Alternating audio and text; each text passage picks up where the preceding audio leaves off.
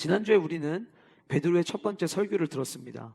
베드로의 첫 번째 설교는 다른 예화도 없었고 다른 이야기도 들어가지 않고 오직 예수 그리스도에 대해서만 베드로가 이야기를 했죠. 우리는 지난주에 함께 나눴던 그 베드로의 말씀을 다시금 우리가 생각을 해보면 그 베드로가 이야기했던 그 예수 그리스도를 오늘날 저와 여러분들은 신앙의 고백으로 받아서 우리가 예수 그리스도에 대한 바른 신앙 고백 어떻게 하면 좋을지에 대해서 우리는 생각할 수 있게 된다고 생각을 하는데, 지난주에 베드로의 그 고백, 베드로의 그 첫 번째 설교를 가지고 우리는 어떻게 신앙 고백을 하면 되는지 우리 화면을 보시면서 같이 함께 한번 읽어보도록 하겠습니다. 하나님께서부터 같이 한번 읽어보겠습니다. 시작.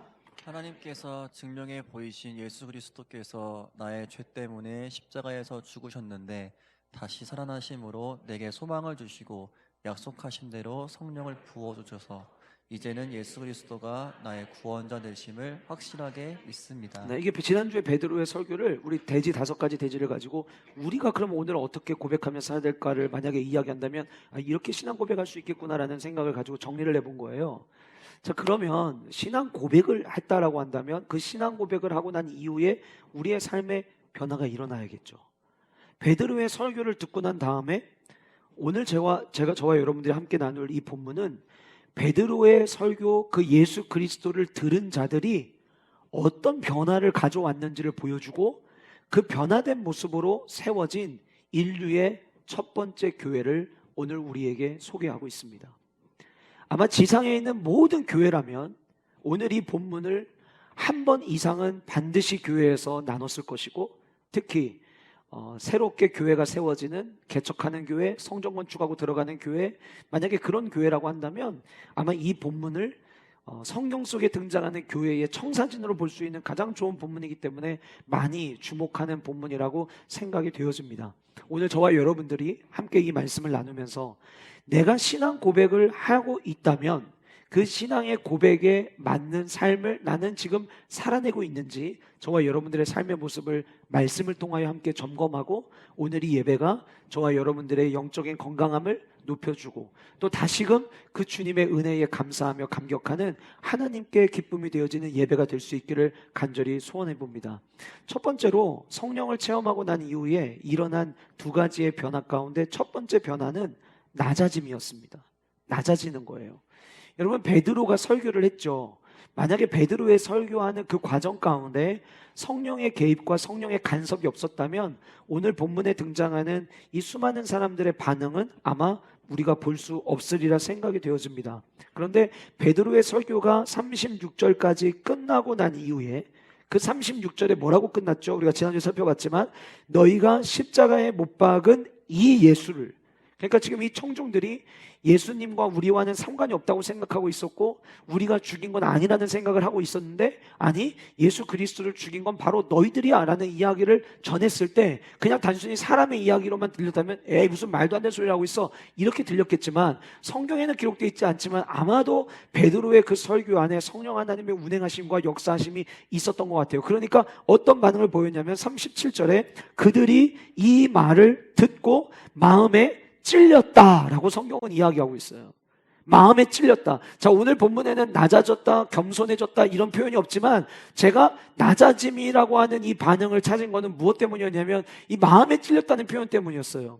여러분, 오늘 이 본문에 등장하는 마음에 찔렸다라고 하는 이것이, 자, 우리는 찔렸어 그러면은 대부분 이렇게 표현하죠.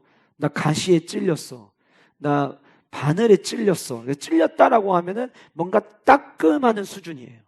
그런데 본문에서 언급되는 이 헬라어 원어는 어떤 의미를 갖고 있냐면 속살까지 뚫고 들어가다라는 의미를 갖고 있어요. 그러니까 뜨끔하는 정도가 아니라요, 이거는 고통이 되는 거예요. 아픔이 된 거예요.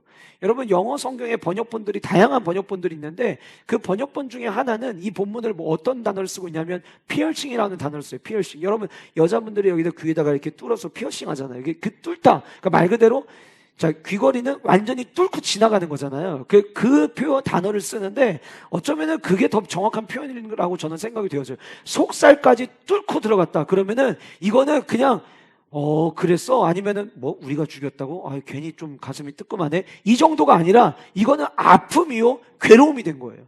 그러면 여러분, 오늘 본문에 이야기하는 이 그들이라는 사람들이 과연 어떤 사람인가 우리가 다시 한번 좀 기억해 볼 필요가 있는데, 이미 우리가 앞에서 살펴본 대로 2장 6절과 8절에 이 사람들의 반응이 이미 나와 있습니다. 7절 말씀 보시면, 6절부터 이제 8절 말씀 보시면, 이들이 전혀 알지 못했던, 자기들이 지금 수많은 15개 지역에서 왔는데 자기들이 쓰는 언어를 막 이야기를 하니까 그 이야기를 할 때 신기하게 여기면서 7절에 뭐라고 이야기하냐면, 이 사람들 전부 다 갈릴리 사람 아니냐라고 이야기를 해요. 자, 이 갈릴리 사람 아니라는 이 이야기는 어떤 의미였는지 제가 말씀드렸죠. 그러니까 단순히 그 사람들의 출신이 갈릴리 아니냐를 물어보는 게 아니에요. 당시 갈릴리는 무시받던 동네예요. 갈릴리 사람들이 뭐 했다? 그러면 에이, 말도 안 돼. 에이, 거기는 그럴 만한 능력이 없지. 이렇게 무시하던, 그러니까 오늘 본문에서 갈릴리 사람 아니냐라는 이 말은 무시하는 거예요. 자, 그 사람들이에요. 무시하던 사람들이에요. 또 이 사람들은 어떤 사람들이냐면 12절과 13절에 보면 어떤 이들이 13절에 뭐라고 이야기하냐면, 조롱하여 이르되 그들이 새 술에 취하였다 하더라. 조롱했다라고 이야기하고 있어요. 그러니까 오늘 본문, 저와 여러분들이 읽은 본문에 등장하는 그들은 어떤 사람들이냐면, 성령님이 하신 역사를 바라보면서 무시하고 조롱하던 사람들이었다는 거예요. 이제 다음 주 우리가 선교주일이 되면은 이제 이 지역에 전도하러 나가죠. 전도지를 나눠주다 보면 어떤 사람들은 그 전도지를 기쁨으로 받는 사람들도 있지만 어떤 사람들은 무시하고 조롱할 수도 있어요. 이유는 왜 그럴까요? 교회 다니는 사람들이 적어도 내가 생각하는 것보다 더 못난 사람들처럼 보이는 거예요. 아니, 이 시대를 살아가는데 왜 교회를 다녀? 왜 멍청하게 없는 신이 있다고 믿어? 아니, 지금 돈을 아껴 쓰기도 바쁜데 왜 갔다가 교회 갔다가 헌금을 해? 이런 생각들을, 그래서 내 생각이 옳고 복음 전도지를 나눠주는 사람들은 나보다 못난 사람들, 뒤떨어진 사람들이라고 생각을 하면, 우리가 전도지를 내놓을 때, 함께 나눌 때에 그거를 그냥 아무 소리 않고 받는 거는 그나마 괜찮지만, 나는 교회 안 다녀요, 싫어요, 저리 비켜요, 이야기하는, 무시하고 때로는 우리를 조롱하듯 던지는 이야기는 우리보다 자기가 오히려 높은 위치에 있다, 내가 당신들보다 나은 생각을 하고 있다, 내가 하고 있는 판단이 당신들의 판단보다 옳다라고 생각할 때 보여지는 반응이라고 하는 거예요. 그랬던 그들이 마음이 찔린 거예요. 내가 옳았다고 생각했던 그 문제가, 내 생각이 맞았다고 생각했던 그것이, 이 사람들은 갈릴리 사람들이야 그럴 수 없어, 에이, 술에 취한 거겠지 라고 조롱하던 그들이 베드로를 통해 예수 그리스도의 설교를 들을 때, 아, 내가 잘못 짚었구나, 내 생각이 틀렸구나 라고 하는 것을 깨닫자 그들에게 나타난 반응이 가슴이 찔린 거예요. 여러분, 예수 그리스도를 진짜 인격적으로 만나면 우리에게 나타나는 첫 번째 반응이 내가 틀리고 주님이 맞으셨구나를 고백하게 됩니다. 내가 틀리고 주님이 맞으셨다라고 하는 이 고백은, 내가 갖고 있던 생각이 옳았다라고 생각했는데 내 생각이 틀렸습니다. 이제부터 내 생각은 이 주님의 말씀 아래에 내가 내려가겠습니다라는 고백과 똑같은 거예요. 그 교회 안에서는 주님 만났는데 높아지려고 하는 거는요, 앞뒤가 안 맞는 거예요. 교회 안에는 주님을 만난 자로서 낮아지는 거예요. 내 생각이 옳다라고 생각해도 때로는 그것이 하나님의 말씀에 부딪히기 시작을 하면 내 생각이 틀렸고 주님이 맞구나, 왜 뭐가 틀렸을까, 왜 나는 이게 맞다고 생각했을까를 우리는 점검하는 것이, 그것이 바람직한 우리의 성도의 모습이라 생각이 되었습니다. 그들이 가슴이 찔림을 경험하고 그들이 낮아지기 시작을 합니다. 그랬더니 나타나는 두 번째 반응, 두 번째 변화가 무엇이었냐면, 할 일을 찾아요. 할 일을 찾는다. 오늘 본문에 뭐라고 이야기하냐면, 우리가 어찌할꼬, what to do, 우리가 뭘 해야 됩니까? 묻기 시작하는 거예요. 내가, 여러분 진짜 예수 그리스도의 십자가의 은혜를 경험하면 이제부터 내가 알게 됐어요. 복음을 들었어요. 난 복음을 듣고 나서 여전히 나는 내가 이 길을 갈 거야가 아니에요. 예수 그리스도의 십자가를 경험하면, 그러면 이제 내가 뭘 해야 됩니까? 라는 질문을 우리는 던지게 되어 있는 거예요. 말씀이 있어서 순종을 하는 게 아니라 말씀이 있기 전에 먼저 순종할 자세를 취하는 것, 그것이 예수 그리스도의 십자가를 경험한 자들의 모습이다라고 하는 거예요. 교회에서 말씀을 듣다 보면 그 말씀 안에서 우리가 뭘 해야 되는지를 강단 위에서 선포됩니다.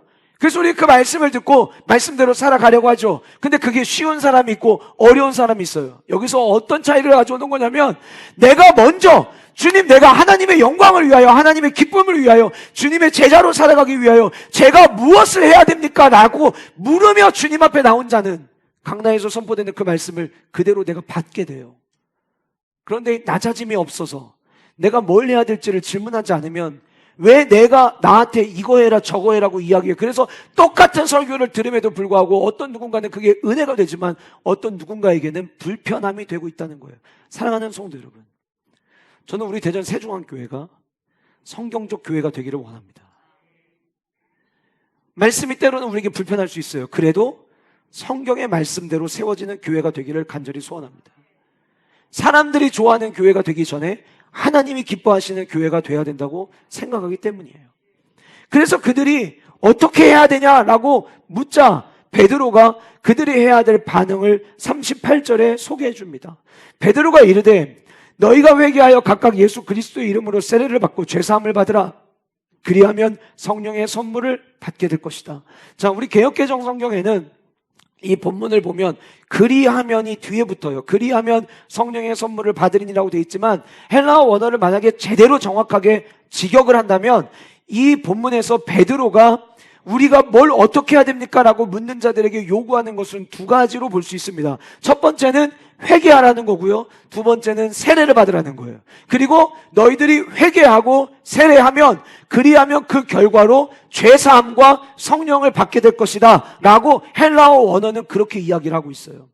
자, 그러면 두 가지, 뭘 해야 됩니까? 라고 묻는 그들에게 베드로가 두 가지, 먼저는 회개하라, 두 번째는 세례를 받으라고 이야기를 했는데, 여러분, 사도행전의 저자가 누구였죠?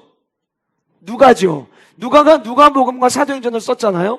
여러분들이 나중에 시간 되실 때에 누가복음의 1장부터 마지막 장까지 읽으시고 사도행전 1장부터 마지막 장까지를 읽으시면 누가복음과 사도행전 전체에 저자인 누가가 끊임없이 구원과 이 복음의 핵심을 이야기하기 위하여 끊임없이 반복하는, 처음부터 이야기하는 굉장히 중요한 것이 있는데 그게 무엇이냐면 죄사함, 회개입니다. 누가복음과 사도행전에서 구원의 감격을 경험하기 위하여 반드시 필요한 것은 회개라고 하는 것을 계속해서 이야기를 하는데, 제가 여러분들에게 자주 말씀드렸지만 본문에서 이야기하는 회개는 내가 지난 일주일 동안 어떠한 잘못을 저질렀는지 내 죄의 항목을 열거하는 것이 회개가 아니라, 그것은 고백이요 자백이요 시인이지 그거는 회개가 아니에요. 자, 그러면 지금 이야기하는 자백과 고백과 시인은 불필요하냐? 아니요, 필요하죠. 그러나 만약 여러분, 우리가 그렇게 잘못했다라고 이야기를 했는데 그 이야기를 했음에도 불구하고 변화가 일어나지 않는다면 그 고백은, 그 자백은, 그 시인은 무의미한 거예요. 자녀를 길러보신 분들이라면 아마 다들 경험해 보셨을 텐데, 아이들이 2명 이상 있는 가정들은 아이들끼리 지내다 보면 다툴 수 있죠. 싸울 수 있어요. 그러면은 혼냅니다. 싸우지 말라고 이야기하죠. 그럼 아이들이 막 싸우다가도 부모님의 꾸중을 듣고 나면 서로 화해도 하고 언제 그래야 하는지 또 막 재밌게 지내요. 시간이 지납니다. 또 싸워요. 만약에 이런 모습이 반복되면 안 할게요, 다시는 안 그러겠습니다라는 이야기가 의미가 없는 것처럼 하나님 앞에서 우리의 회개가 죄의 항목들을 나열하는 것으로 끝난다면 그건 회개가 아니에요. 회개는 내 삶이 이제부터는 단순한 고백이 아니라 내 삶을 돌이키겠습니다, 삶의 변화를 가지고 오겠습니다. 그러니까 지금 베드로가 이야기하는 건 뭐냐면 당신들이 지금까지 중요하게 여겨왔던 삶의 가치를 바꾸라는 거예요. 그게 회개예요. 우리가 뭘 해야 됩니까? 라고 묻는 그들에게 너희들이 지금까지 살아오면서 중요하다고 여겼던 그 모든 방식과 모든 가치를 전부 다 바꿔내라. 그게 회개다라고 지금 베드로는 이야기하고 있는 거예요. 그러면서 두 번째 뭐라고 이야기합니까? 세례를 받으라고 이야기를 합니다. 여러분, 우리는 이 개혁교회에 출석을 하면서 교회를 처음 나온 사람이 예수 그리스도를 믿게 되고 복음을 받아들이게 되면 세례 교육을 받아서 세례를 받는, 이게 굉장히 일반적이죠. 그러나 여러분이 이스라엘 백성들에게 예수 그리스도의 이름으로 세례를 받으라, 이거는 그들에게는 굉장히 충격적인 거예요. 여러분, 당시에 우리가 로마서를 보면 알 수 있는데, 로마서에 보면 사도 바울이 할례에 대해서 이야기를 하죠. 할례라고 하는 거 받았다는 그 자체로 너희들이 그 안에서 의롭다함을 여길 거라고 생각하지 좀 말아라. 할례 행위로 구원을 받는 게 아니라 우리의 삶으로 하나님이 우리가 주님을 믿음으로 말미암아 믿음으로 의롭다함을 받을 때 우리는 구원함을 받는 것이다라고 이야기를 하고 있어요. 그 얘기를 사도 바울이 그렇게 했던 이유는 너무 많은 유대인들이 할례 받았다라고 하는 그 자체를 마치 구원의 표징인 것처럼 여기며 살아왔기 때문이에요. 그런데 그들에게 예수 그리스도의 이름으로 세례를 받아라, 이 얘기는 예수님의 주장을 내가 인정하겠습니다라고 시인하라는 거예요. 지금까지 이들은 이미 앞에서 본 것처럼 예수님을 인정하지 않았어요. 예수님을 인정하지 않았기 때문에 예수님이 십자가에 못 박아 죽게 했고, 예수님을 십자가에 못 박으라고 군중 중 한 명으로 들어가서 외쳤던 자들도 그들 가운데 있었어요. 예수님을 인정하지 않았기 때문에 그들은 예수님을 십자가에 못 박았던 거죠.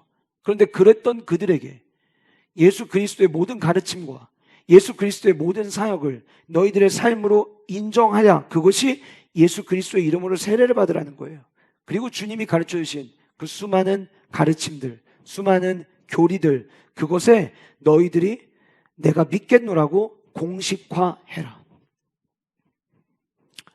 자, 혼자 내 속으로 믿어야지가 아니라 공식화하는 거예요. 우리 세례 받을 때, 세례 다 받고 나면 모든 성도들 앞에서 대전 세종학교의 세례교인 된 것을 성부와 성자와 성령의 이름으로 공포한으로 하잖아요. 세례를 주고 그 모든 성도들 앞에서 인정하는 거예요. 이제 당신은 예수님을 나의 주님으로 모시고 살기로 결단했습니다. 우리 모두가 받습니다. 그 얘기예요. 그 삶을 이들에게 살아가라고 한 거예요. 놀랍게도 이들은 베드로의 그 예수님의 설교와 베드로가 이야기한 가져와야 될 두 가지의 변화를 그들의 삶에 그대로 아멘으로 받아들인 거예요. 그래서 어떤 일이 일어났습니까? 41절 말씀 보실까요? 41절 같이 우리 함께 한 목소리로 읽도록 하겠습니다. 시작. 세례를 받음에 이날의 신도의 수가 3천이나 더하더라. 그 말을 받은 사람들은 세례를 받음에 이날의 신도의 수가 3천이나 더하더라. 교회 부흥을 향해서 막 갈망하고 기도하다 보면 아멘 아멘 나오는 구절이죠. 근데 제가 여러분 이번 주 말씀을 준비하면서 우리 교회 좌석이 다 위아래 가득 차면 700석 나오거든요. 우리 교회 좌석이. 이 본문을 보면서 주님이 3,000명까지는 됐고 여기 우리 본당 위아래나 꽉 차게 부흥되면 얼마나 좋을까요? 이런 생각을 저도 해요, 목사니까. 자, 그런데 여러분 여기서 순간 제게 하나님이 던지셨던 질문이 있었어요.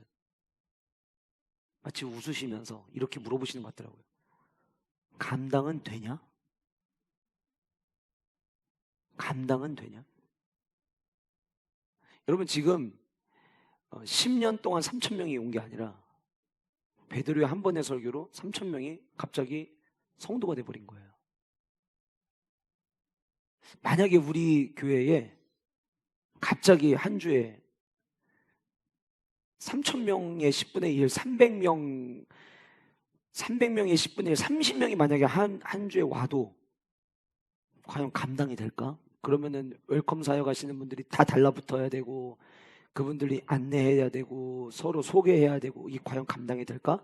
라는 생각을 하면서 어떤 생각이 순간 들었냐면 한꺼번에 3,000명이 들어오면 야 이건 질서가 없을 것 같은데 라는 생각이 저에게 쑥 치고 지나갔어요. 보여지는 질서도 그렇지만 영적인 질서도 역시 마찬가지예요. 그런데 오늘 본문의 내용을 보면 이 첫 번째 교회에 한꺼번에 3,000명이 몰려오고 어떻게 보면은 질서가 없이 막 모든 것이 뒤죽박죽인 것처럼 보이는 이 교회가 굉장히 평안해 보입니다. 굉장히 영적인 질서를 가지고 지나가게 돼 있는 모습이 느껴져요. 그러면서 제 안에 하나님이 던져줬던 내용이 마음이 뭐였냐면 우린 자꾸 3,000명 숫자 혹은 갑자기 많은 사람들의 부흥 이런 걸 꿈꾸지만 그거보다 예수 그리스도의 말씀을 듣고 변화된 자들이 어떠한 교회를 이루었는가에 우리는 주목을 해야 된다는 거예요. 여러분 이제 제가 41절을 중심으로 마지막 절까지 여러분들과 함께 나눌 텐데 여러분들 가지고 계신 삽지에 어떤 교회가 되었는지를 함께 이제 살펴볼 거거든요. 근데 여러분 빈칸 하나하나 채울 때마다 여러분들이 아마 느끼게 되실 거예요. 너무 뻔한 얘기인데 이건. 맞아요. 너무 뻔한 얘기예요. 그런데 가장 기본적인 것이 완성돼 있을 때 하나님의 놀라운 일이 시작이 됩니다. 저는 오늘 저와 여러분들 모두가 이 말씀을 아는 말씀, 뻔한 말씀이 아니라 오늘 교회에 들려주시는 말씀, 그리고 오늘 내게 들려주시는 말씀으로 저와 여러분들이 받고 이 말씀대로의 교회의 모습이 우리 교회의 모습 되기를 함께 꿈꾸면서 오늘 이 말씀을 나눌 수 있기를 간절히 소원합니다. 첫 번째로 말씀을 받는 교회가 되었다라고 하는 거예요.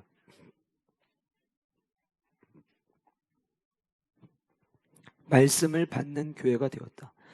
여러분 41절 보시면 그 말을 받은 사람들은, 그러니까 여기서 말하는 그 말은 베드로가 설교한 예수님에 관한 이야기와 베드로가 회개하라, 그 다음에 예수 그리스도의 이름으로 세례를 받아라 라고 이야기한 그 말을 받은 사람들은 세례를 받았다라고 이야기하고 있어요.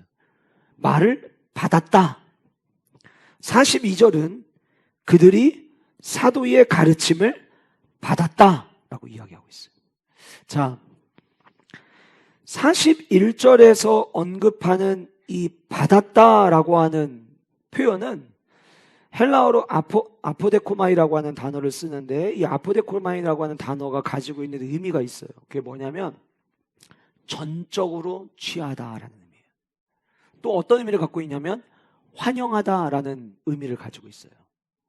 자, 그러면 베드로의 이 말을 지금 이들은 전적으로 다 취하고, 이거를 취할 때 그냥 취한 게 아니라 환영하는 마음으로 취했다라고 지금 성경은 이야기하고 있는 거예요. 자, 성도의 모습이요, 이 본문을 기준으로 세 단계로 나눠집니다. 첫 번째는 회중이 모여서 말씀을 나눌 때에 말씀을 귀로 듣는 사람이에요. 말씀을 듣는 것과 받는 것은 다릅니다. 말씀을 들으면 그냥 듣고 넘어가요. 그런데 말씀을 받는 사람은 그 말씀대로 그럼 뭘 어떻게 해야 될까를 질문하게 돼 있어요. 자, 이게 첫 번째 단계예요. 듣는 사람에서 받는 사람. 받는 사람에서 한 단계 더 영적인 성장이 일어나면 어떤 일이 일어나냐면 오늘 본문에서 이야기하는 것처럼 전적으로 받습니다. 전적으로 받아요. 자, 여러분, 제가 오늘 여러분들과 말씀을 나누면서 서두에 마이클 오어 블라인드 사이드라고 하는 영화 이야기를 여러분과 나눴어요.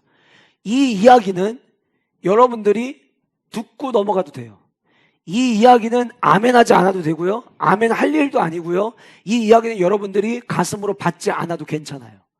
그런데 하나님의 말씀은, 성경을 이야기하는 하나님의 말씀에 있어서만큼은 내가 받을 말씀과 내가 취할 말씀과 이거는 나하고는 별개야 라고 밀어내는 말씀이 나뉘어지지 않아요.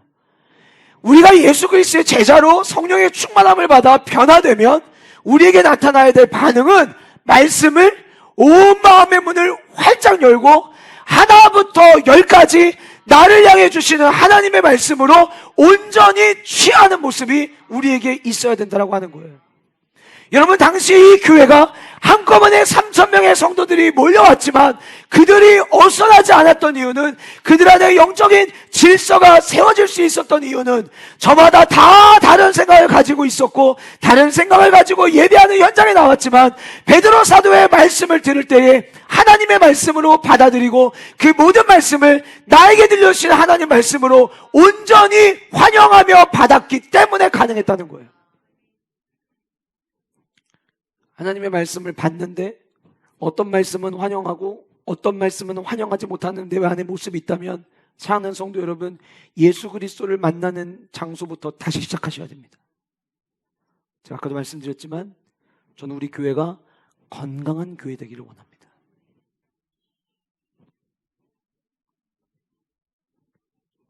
받아들이는 거예요.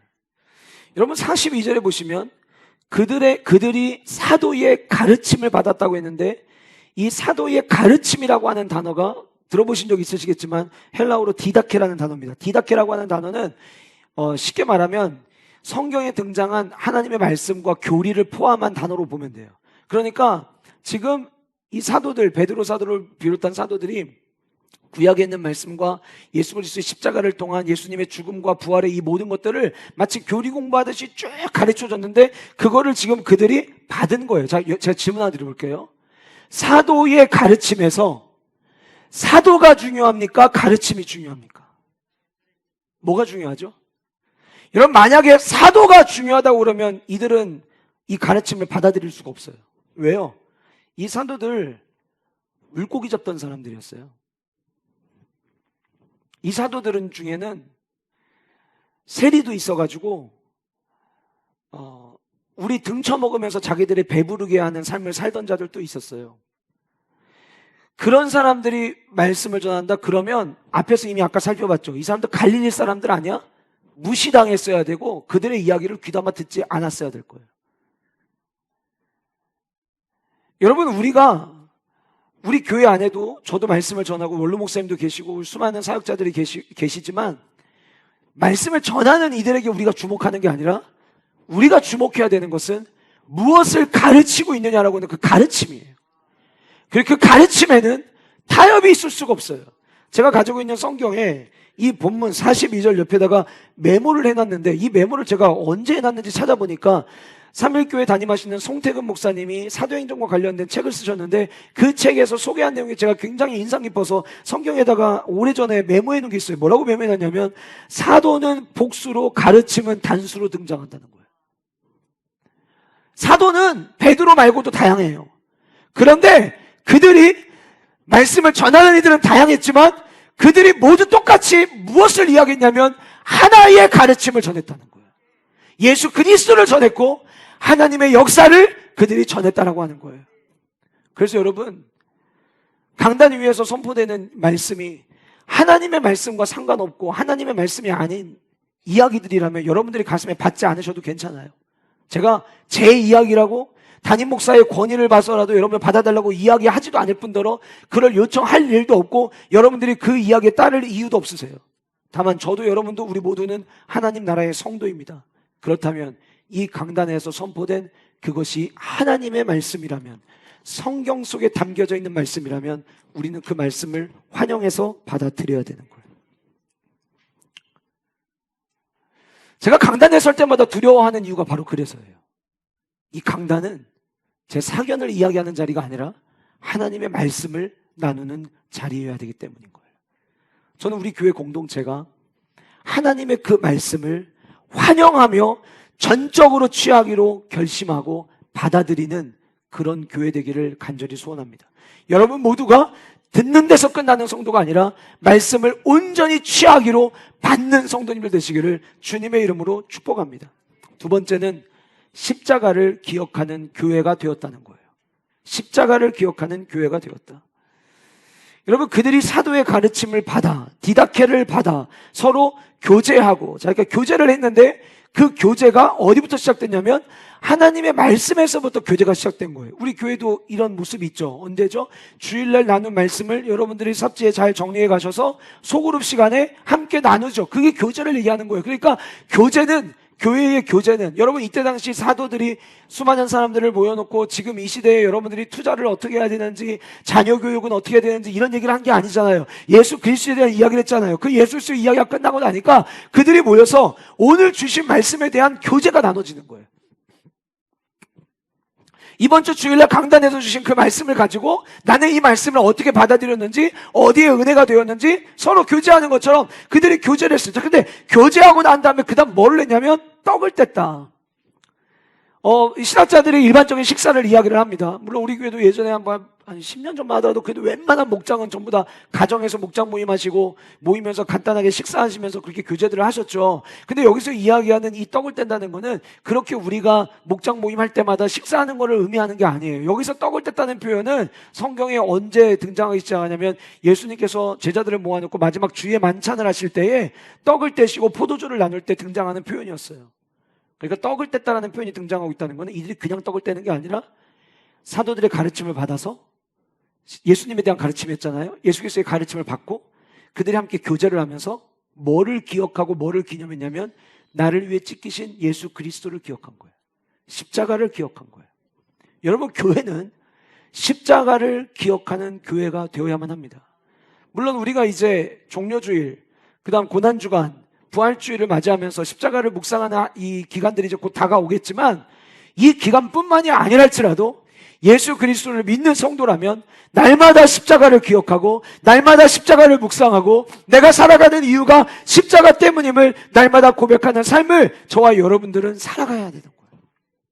교회는 성도들이 모일 때마다 받은 은혜를 나누지만 결국 그 은혜 마지막 끝자락에는 나를 위해 피 흘려 돌아가신 예수 그리스도의 그 십자가가 남겨져 있어야만 한다라고 하는 거예요. 여러분, 십자가를 바라보면 우리는 그 십자가 안에서 소망을 발견하게 됩니다. 천주교의 십자가와 교회의 십자가가 다르다고 하잖아요. 천주교의 십자가는 여전히 예수님 못 박으시지만 교회의 십자가는 부활하신 예수님, 그래서 비어있는 십자가예요. 근데 그 십자가를 바라볼 때마다 지난주 우리가 함께 말씀을 통해 나눈 것처럼 부활하신 그 예수 그리스도, 사망에 묶여있지 않고 사망의 푸름으로 말미암아 고통에서부터 자유하신 그 주님이 우리의 주님이심을 믿음으로 말미암아 비록 내가 지금 삶 가운데 어려움을 겪고 있고 고난의 시간을 통과하고 있다 할지라도 그 부활의 주님이 나의 주님 되심으로 말미암아 소망을 가지며 살아갈 수 있는 삶을 꿈꾸듯이, 그래서 여러분, 십자가를 기억하는 것은 괴로운 추억을 떠올리는 게 아니라 십자가를 기억하라는 것은 오늘을 살아갈 수 있는 힘을 공급받으라는 거예요. 성도는 여러분 다른 데서 힘을 얻는 게 아니라 십자가를 통해서 힘을 공급받는 거예요. 왜요? 나는 내가 별 볼 일 없는 존재라고 생각해요. 내 삶에 어려움을 겪게 되면 이 어려움 하나 해결하지 못하는 나라는 존재는 참 연약하구나.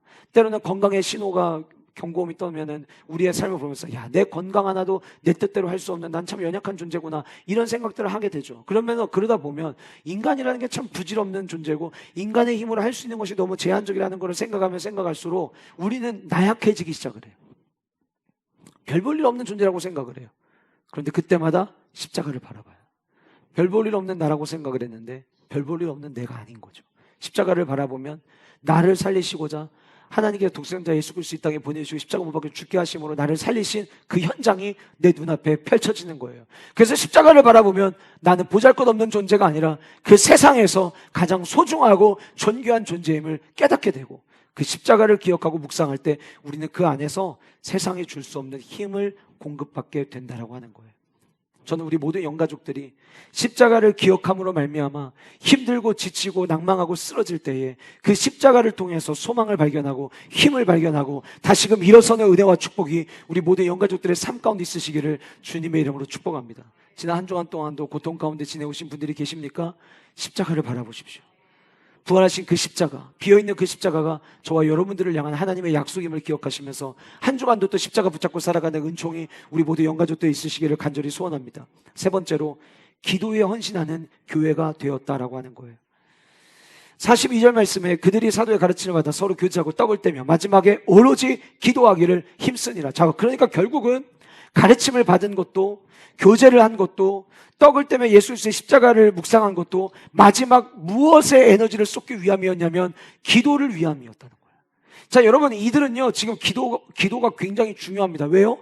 예수님께서 부활 승천하시면서 내가 너희들에게 약속한 거 있는데 그 약속한 것이 임할 때까지 예루살렘을 떠나지 말라고 했고, 그들은 그 약속을 붙잡고 이미 공생의 기간 동안 주님 말씀하신 대로 그 자리에서 모여서 기도했어요. 더불어 함께 마음을 모아 오로지 기도에 힘썼더니 오순절 마가의 다락방에 성령의 임재를 경험했어요. 지금 이들이 50여일 전과 지금의 모습이 완전히 뒤바뀌어 있는 이유는 다른 게 아니라 기도에서부터 왔다라고 하는 것을 이들은 너무나도 잘 알고 있어요. 그리고 그것을 아마 베드로, 수많은 사도들이 말씀을 전하면서 이야기했겠죠. 오늘의 우리의 모습이 있었던 가장 결정적인 이유는 기도했기 때문이었다. 그 이야기를 듣고 그 하나님의 예수 그리스도의 말씀을 받아들이고 교제하고 예수님의 십자가를 기억하며 떡을 떼던 자들이 함께 모여 기도에 힘쓰기 시작하였습니다. 사도행전 1장의 말씀을 나눌 때에 오로지 기도에 힘썼다라는 그 표현이 어떤 의미인지 제가 이미 여러분들에게 말씀을 드렸죠. 힘썼다라고 하는 단어가 성경에서 기도와 함께 연결돼서 자주 등장을 하는데, 기도에 힘썼다라고 이야기하면 뒤에 힘썼다라는 단어를 헌신하다로 번역하는 게 오히려 더 바람직하다라고 1장을 설교할 때 여러분들에게 이미 말씀드렸던 적이 있습니다. 그러니까 기도에 힘썼다는 것은 그들이 기도에 헌신했다라고 하는 거예요. 여기서 우리가 주목해야 될 게 있습니다. 이들이 그럼 그전에는 기도를 안 하던 사람들이냐라고 하는 거예요. 아니에요. 여러분 성경 보면 알지만 대표적으로 다니엘을 한번 볼까요? 다니엘 하루에 3번 기도했죠. 신실한 유대인들은요, 시간을 정해놓고 기도합니다. 하루에 3번 정해놓은 시간에 기도하러 올라갑니다. 이제 앞으로 우리가 살펴볼 예루살렘 성전에 들어갈 때 제9시에 올라갔다. 그 제9시도 기도의 시간이에요. 그들이 시간을 정해놓고 기도했어요. 여러분 하루에 3번 기도의 시간을 정해놓고 기도한다는 거 혹시 여러분들 가운데 지금도 하고 계신 분들이 계시다면 그게 쉽지 않다는 거 아실 거예요. 어쩌면 나도 해야지라고 했다가 못하고 계시다면 그게 힘들어서 못한다는 걸 여러분들도 아실 거예요. 하루 3번 시간 정해놓고 기도한다는 거 그 결코 쉬운 일이 아닙니다. 제자훈련 받는 지체들하고 1시에 기도하기를 하거든요. 1시에 내일부터 제자훈련 이제 시작하면서 터나지기 지금 하면서 1시가 되면 기도 제목을 올리고, 기도 제목을 올리는 게 아니라 자기 기도를 올리고 마지막 14번째 사람이 다 올려지면 내 기도하고 마지막 예수님의 이름으로 기도합니다. 아멘. 아마 다음 한 주간 동안 어리버리 할 거예요. 안 하던 거 하니까. 그런데 여러분 그거 1시 시간 정해놓고 하는 거 그것도 쉽지 않아요. 여러분 지금 본문에 등장하는 이들은 기도를 안 하던 사람들이 아니라 기도를 하던 사람들이에요. 그런데 그들이 기도에 힘썼대요. 기도를 안 하던 사람이 기도를 하는 것도 아니고 기도 시간이 3번이 10번으로 늘어난 것도 아니에요. 그럼 왜 성경은 그들이 기도에 힘썼다라고 표현하고 있을까요? 그 이유는 이전의 기도와 이후의 기도가 달라졌음을 우리에게 의미합니다. 그 앞에 우리에게 힌트를 줘요. 사도의 가르침을 받아. 사도의 가르침이라면 주님이 공생애가 동안 하셨던 이야기들을 포함하고 있어요. 디다케 안에는 그 내용을 포함하고 있어요. 그런데 예수님께서 기도를 가르쳐 주셨죠. 왜 예수님이 기도 가르쳐 주셨죠? 당시에 수많은 사람들이 바람직한 기도를 하지 못하고 있었어요. 그래서 예수님께서 마태복음에서는 먼저 그의 나라와 의를 구하라는 기도를 가르쳐 주셨고, 그리고 마태복음 6장에 우리가 이미 살펴봤던 주의 기도라고 이야기하는 주기도문을 통해서 주님은 기도를 가르쳐 주셨어요. 그 기도의 핵심의 내용은 이거예요. 많은 사람들이 기도한다고 할 때 내 필요를 채우기 위한 기도를 하지만 너희들은 너희들을 채우는 기도가 아니라 먼저는 하나님의 나라와 의를 구하는 기도, 하나님의 뜻이 이 땅 가운데도 이루어지기를 원하는 그 기도를 하라는 거예요. 예수 그리스도에 대한 가르침을 받고 서로 교제를 하고 서로 떡을 떼며 십자가를 기억하던 그들이 기도의 삶의 문화가 바뀐 거예요. 뭘로 바뀌었냐면 내 기도가 아니라 공동체의 기도, 하나님이 우리에게 맡겨주신 기도로 기도가 바뀌어진 거고 그 기도에 헌신하기로 결단한 거예요. 사랑하는 성도 여러분, 저는 우리 교회 안에 모든 성도님들, 특히 모든 중직자 여러분들, 다른 거 헌신하기 이전에 기도에 헌신하시는 귀한 사명자들 되시기를 주님의 이름으로 축복합니다. 제가 교회 이야기할 때마다 자주 말씀드리죠. 교회는 기도하는 자들이 이끌고 가는 거예요. 죄송하지만 우리 교회를 출석한 지 15년, 20년이 되셨어도 기도의 자리에서 보이지 않는다면 교회의 리더는 될 수 없습니다. 저는 건강한 교회를 추구합니다. 기도하는 모습이에요. 그런데 여러분 잘 보세요. 지금 이들의 기도가 함께 모여 하는 기도예요. 그러면 개인적 기도가 아니라 공동체 기도인 거예요. 우리 교회도 공동체 기도하죠. 주일날 모여서도 기도하죠. 지금 1층에서 1시간 기도 시간은 다르지만 제가 기도 녹음 파일을 만들어 놓고 누구든지 오면 저의 기도의 인도를 따라 기도하는데 그 기도는 모두가 나라와 민족과 교회와 대전 땅을 위한 우리 공동체가 함께 기도할 수 있는 기도의 제목들을 가지고 기도하고 있어요. 이 교회가 3,000명이 한꺼번에 유입이 됐음에도 불구하고 그들이 질서를 지킬 수 있었던 이유는 모두가 내 필요에 주목한 것이 아니라 하나님이 우리에게 원하시는 것에 주목했기 때문이에요. 그 안에 질서가 있었다라고 하는 겁니다. 사랑하는 성도 여러분, 난 가정에서 개인 기도합니다. 왜 하세요? 그러나 교회 공동체가 함께 모여 하는 그 기도 결코 간과해서는 안 됩니다. 결코 가볍게 여기시면 안 됩니다. 그 기도가 있는 그 현장에 하나님의 놀라운 역사가 시작되는 거예요. 오늘 본문에 등장하는 인류의 첫 번째 교회는 그렇게 기도에 헌신하는 교회가 되었습니다. 네 번째로 삶의 주인이 바뀐 교회가 되었습니다. 이 본문을 볼 때마다 늘 참 아름다운 모습이다 라고 보여지는 내용이 44절과 45절에 등장을 합니다. 여러분, 예수님을 믿지 않는 사람들에게 교회가 어떤 모습이었으면 좋겠습니까? 라고 물어본다면 아마 대부분 교회를 이야기할 때 사랑이요 라고 이야기할 거예요. 사랑이 넘치는 공동체의 모습.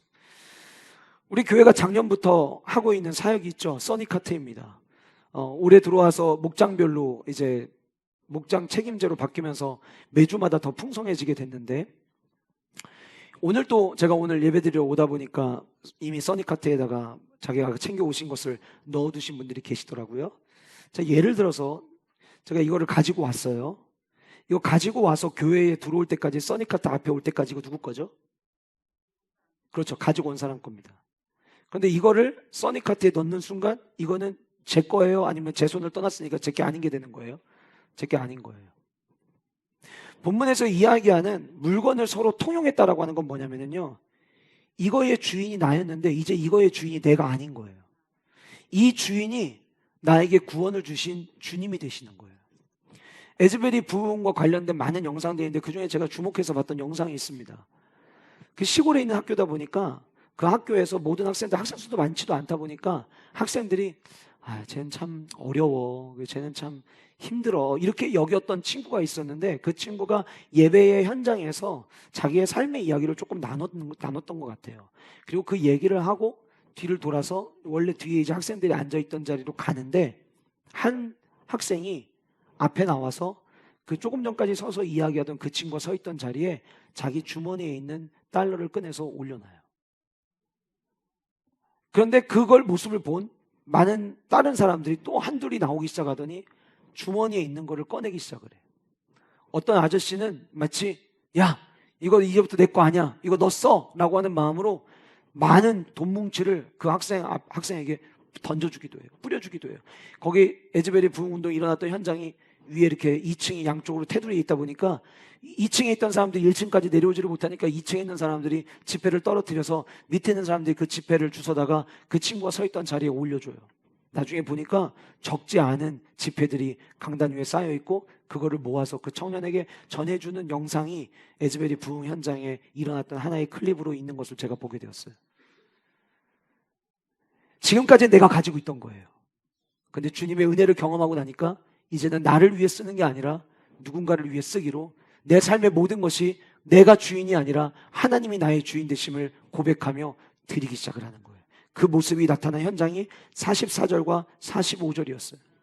단순히 불우이웃 돕게 하는 모습이 아니에요. 단순히 누군가를 도와주는 모습이 아니에요. 물론 교회 공동체 안에서 어렵고 힘든 지체가 있을 때 함께 도와주는 모습이 우리에게 필요하겠죠. 그러나 이들이 왜 이런 행동을 할 수 있었느냐는 이제부터 나의 삶의 주인이 내가 아님을 그들이 고백했기 때문이라는 거예요. 사랑하는 성도 여러분, 저는 우리 모든 영가족들이, 우리 교회 공동체가 오직 교회의 주인은 담임 목사가 아니라 40년 동안 목회해 오신 원로 목사님이 아니라, 교회의 주인은 여러분도 아니라 교회의 주인은 오직 주님이심을 기억하며 주님의 것들로 다 드리기에 부족함이 없는, 그리고 내게 주신 그 모든 것도 주님이 주신 것이기에 한 주간 동안의 삶을 살아가면서 주님이 주신 것을 어떻게 관리할 것인지 청지기적 자세를 가지고 살아내는 은혜와 축복이 우리 모두 영가족들에게 있으시기를 주님의 이름으로 축복합니다. 결국 삶의 주인이 바뀌면 그 안에는 사랑이 넘치기 시작을 합니다. 저 우리 교회 안에 오래 들어오면서 써니카트가 점점 풍성하게 채워지고 더 많은 가정에 이 물품들이 전달되는 모습을 보면서 하나님께 얼마나 감사한지 몰라요. 혹 여러분들 가운데 목사님, 이런 말씀들이 너무 그런데 저희도 너무 힘들어요 하시는 분들 계시면 얘기해 주세요. 아니면은 목장에서 얘기해 주셔도 돼요. 그래서 더 많은 분들이 이 섬김을 통해서, 많지는 않겠지만 아주 작은 거지만 함께 나눔으로 말미암아 그 안에서 힘이 되어지고 용기가 되어져서 단순히 물품을 나누는 게 아니라 주님이 우리에게 주신 사랑을 함께 나누는 은혜와 축복이 우리 모두 영가족들에게 있으시기를 주님의 이름으로 간절히 소원합니다. 마지막 5번째로 패밀레시안 교회가 되었다는 거예요. 패밀레시안, 우리 교회는 너무 익숙한 단어죠. 우리 원로 목사님께서 아주 기가 막힌 단어를 만들어 주셨는데, 교회 같은 가정, 가정 같은 교회, 가정 같은 교회, 교회 같은 가정, 교회와 가정의 일치된 삶을 살아내는 것을 추구하는 우리 교회, 패밀레시안. 여러분, 오늘 말씀을 보시면 46절에 날마다 마음을 같이하여 성전에 모이기를 힘쓰고 집에서 떡을 떼며. 자, 성전으로 시작을 했는데 그 다음 어디로 옮겨가냐면 집으로 옮겨가기 시작을 합니다. 자, 이 원어를 이제 번역을 하면은요, 집에서 떡을 뗐다라는 표현이 집집마다 돌아다니며 먹었다, 이렇게 번역하는 게 맞거든요. 순회하는 거예요. 그러니까 아까 우리 언급했던 예전에 우리 목장 모임이 딱 이런 거죠. 집집마다 돌아다니는. 자, 그런데 여기서 중요한 건 뭐냐면 가정에서 끝나지 않고 이게 집으로 이어졌다는 거예요. 자, 그러면 집집마다 돌아다니며라는 걸 머릿속에 상상을 해보면, 목장 예배 드리실 때, 예전에 목장 예배 집에서 드리시고 같이 식사하실 때 같은 연령대에 다른 부모님, 이제 연령대에 있는 자녀들 있는데, 뭐 어떤, 제가 예전에 기억할 때 한 목장 같은 경우는 어른들하고 애들까지 모이면 20명이 넘게 모였던 가정들도 있었단 말이에요. 그래서 애들은 한쪽에 들어가서 자기들끼리 놀고, 뭐 자기들끼리 뭐 애들도 어떨 때는 자기들끼리 구역 예배 연습도 하고 막 이런 모습도 있고 막 하던 때가 있었어요. 자, 그러면 여러분, 이 가정이 함께 모여서 가정에서 예배를 드리면 그때 쓰는 언어가 있죠. 그때 쓰는 언어. 근데 예배가 끝나고 나머지 방문했던 분들이 다 빠져나가면 그 언어가 이어지는 가정이 있는가 하면 그 언어가 갑자기 바뀌는 가정이 있어요. 야, 이 새끼들 빨리 나와서 치워! 갑자기. 그러니까 예배 드릴 때만 하더라도 이름을 분명히 불렀는데, 얘야 이것 좀 해줄래? 뭐 이러던 말투였는데 다 가고 난 다음에 아씨 또 올렸네, 또 올렸어, 막 이러면서 만약에 언어가 바뀐다면 그거는 교회가 가정으로 아직 이어지지 않은 거예요. 제가 아주 재밌는 얘기를 들었는데,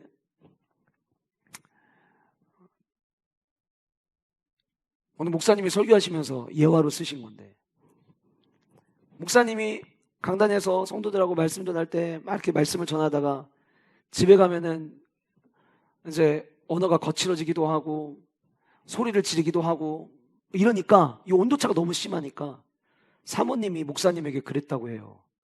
여보, 그냥 우리 다 같이 강당 가서 삽시다.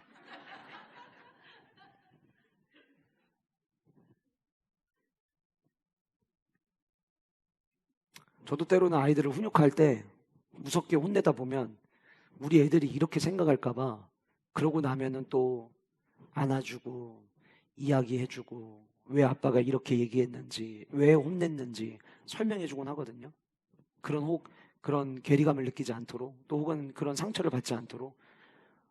아이들이 강단에서 설교하는데 속으로 진짜 잘하시지 이러면 안 되잖아요. 그러지 않게 하려고 저도 굉장히 부단히 노력을 하거든요. 교회에서 시작된 성전의 문화가 지금 가정까지 이어졌다. 여러분, 그러면 이 가정은 얼마나 행복할까요? 예배 끝나고 내려가서 국수 드시는 여러분들의 모습을 보면 인상 찡그리면서 국수 드시는 분들 안 계시고, 서로 나누는 대화를 보면 웃음꽃이 끊이지를 않고, 서로 때로는 걱정해주고 염려해주는 그 대화가 가정의 식탁으로 그대로 이어진다면 얼마나 하나님은 기뻐하실까요? 정말 건강한 공동체의 모습은 우리가 신앙생활하며 예배하는 교회의 모습과 가정의 모습이 일치하는 거예요. 오늘 본문에 등장하는 집에서 떡을 떼며 집집마다 돌아다니고 먹으며, 그 다음 뭐라고 이야기하냐면 그 현장에는 기쁨과 순전한 마음이 있었다. 기쁨, 즐거움과 순전한 마음은 관대한 마음이에요. 관대한 마음. 관대하는 거예요.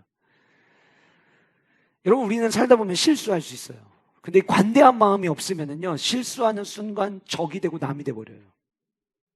그런데 관대한 마음이 있으면 실수하는 것조차도 포용해주게 돼요. 저는 우리 교회가, 교회 안에서도 또 여러분들이, 성도님들의 가정 안에서도 우리 모두가 실수할 수밖에 없는 연약한 존재들이지만, 그럴 때마다 그 안에 분노가 있기보다는 즐거움과 관대함이 넘치는 저와 여러분들의 삶이 될 수 있기를 주님의 이름으로 축복합니다. 그리고 나니까 어떤 결과가 왔냐면 47절, 하나님을 찬미하며 또 온 백성에게 칭송을 받으니. 자, 말씀을 받는 교회, 십자가를 기억하는 교회, 기도에 헌신하는 교회, 삶의 주인이 바뀐 교회, 교회와 가정에서의 삶의 모습이 일치한 패밀레시한 교회가 되고 나니까 뭐가 바로 세워지냐면 예배가 바로 세워지고 바람직한 예배, 하나님 앞에 찬미가 회복되어지고 그 다음 온 백성에게 칭송을 받게 되었다. 여러분, 세상의 교회에 기대하는 거는요 다른 게 아니에요. 교회를 너희들이 교회를 다녀? 그러면 교회 다니는 사람답게 살아줘. 이게 세상이 우리에게 요구하는 거예요. 우리 안에 이 5가지의 모습이 있잖아요. 그러면 저와 여러분들이 있는 그 자리에서 우리는 인정받는 크리스찬이 될 거예요. 성경의 표현대로 하면 칭찬받는, 칭송받는 주의 백성이 되리라 생각이 되어집니다. 오늘 말씀을 마무리하겠습니다. 이제 여러분들과 한 가지를 좀 해보려고 하는데요. 여러분들 삽지에 교회라고 나와 있는 단어 1번부터 5번까지 교회라고 나와 있는 단어에 동그라미를 한번 쳐보세요.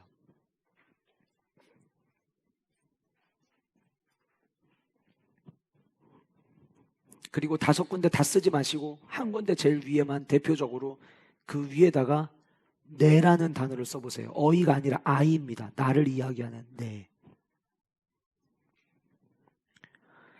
건강한 신앙생활을 하고 있느냐를 점검할 수 있는 5가지 체크 항목입니다. 말씀을 받는 내가 되었다라고 고백할 수 있는가?